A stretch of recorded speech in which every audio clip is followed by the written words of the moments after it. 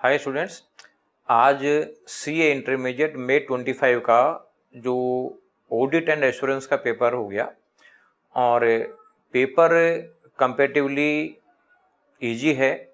यानी जो एमसीक्यू है वो टू द पॉइंट है, स्टेट क्वेश्चन है, कोई ज़्यादा ट्विस्ट नहीं डाला उसमें, तो ज़्यादातर एमसीक्यू इजी हैं। जो सब्जेक्टिव पोर्शन है उसमें लगभग 70% के आसपास पोर्शन तो ठीक है, 30% के आसपास पोर्शन जो है थोड़ा सा प्रॉब्लमेटिक है। तो कुल मिला के इसको हम मॉडरेट पेपर की कैटेगरी में डाल सकते हैं। तो मॉडरेट पेपर जो कैटेगरी होती है उसमें मार्किंग थोड़ा सा लूज होती है।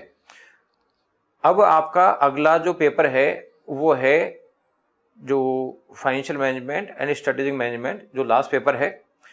अब इस एफएम एंड एसएम की प्रिपरेशन करने के लिए देखो 50 मार्क्स का एफएम है जो प्रैक्टिकल है और 50 मार्क्स का एसएम है वो थ्योरेटिकल है। हालांकि मार्क्स के मामले में प्रैक्टिकल थ्योरेटिकल में फ़र्क नहीं पड़ता।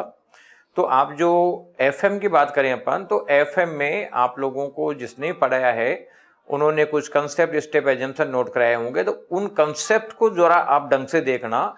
इसके अलावा जो प्रैक्टिकल क्वेश्चंस है उस प्रैक्टिकल क्वेश्चन में आपने एक दो क्वेश्चन तो कर लो, बाकी रिमेनिंग आप स्पेशल पॉइंट जो लगा रखे हैं आपने, प्रॉब्लमेटिक पॉइंट है, उनको तो थोड़ा सा आप देख ही लेना।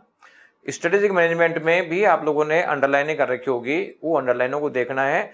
एमसीक्यू के लिए आपको अलग से प्रिपरेशन करने की जरूरत नहीं है, क्योंकि एमसीक्यू तो कंसेप्ट बेस होता है। कंसेप्ट क्लियर है तो एमसीक्यू आप कर दो, अगर कंसेप्ट नहीं है तो एमसीक्यू नहीं हो पाएंगे। कोई एग्जिस्टिंग एमसीक्यू में कोई क्वेश्चन आ जाए उसकी उम्मीद तो आपको करनी भी नहीं चाहिए। इसलिए पॉजिटिव रह के मेहनत करें और जो भी आपने अभी अपने बुकों से पढ़ रखा है, मॉड्यूल से पढ़ रखा है, उसी को रिवाइज करें। ये लास्ट टाइम में बहुत सारे लोग marathon, division classes, important question, ये फालतू काम करने लग जाते हैं। वो सब मार्केटिंग स्टंट होते हैं। आपका काम है जो आपने पढ़ रखा है उसी को ढंग से मेहनत करो, उसी को ढंग से मेहनत करोगे तो वो कंसोलिडेशन ज़्यादा अच्छा होगा, ज़्यादा मार्क्स ला पाओगे। पेपर जब आप स्टडी करोगे तो देखो प्रायोरिटी वाइज सेट करो आप। जैसे पहले एफएम के ए कैटेगरी के चैप्टर पढ़ लिए, फिर एसएम के ए कैटेगरी कर लिए, फिर एफएम के बी कैटेगरी, फिर एसएम के बी कैटेगरी और फिर लास्ट में सी कैटेगरी कर लिए।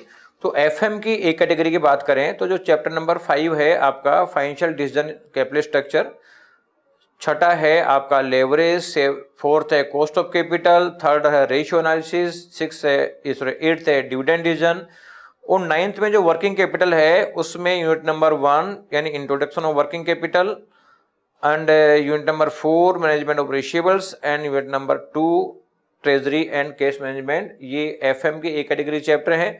एसएम में जो चैप्टर नंबर 2 है आपका strategic analysis external environment, chapter number 3 है स्ट्रेटेजिक एनालिसिस इंटरनल एनवायरनमेंट और फोर्थ है स्ट्रेटेजिक चॉइसेस। यानी ये आपके एक कैटेगरी के चैप्टर है एफएम एसएम दोनों को मिला के, और आप मान के चलिए कि इसमें से 80 से 85 मार्क्स के क्वेश्चन तो इन्हीं चैप्टर में से पूछे जाएंगे। यानी पास होने के लिए ये चैप्टर सफिशिएंट है।